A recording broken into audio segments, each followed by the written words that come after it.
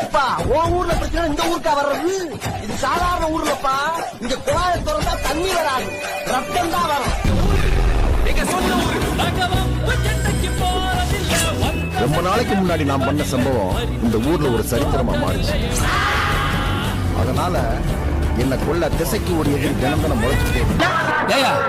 உங்க ஊருக்காரங்களுக்கு வேற வேலையே கிடையாதா? அப்ப போலீஸ பார்த்தா பயம் இல்ல. வீர பரம்பரை சார்.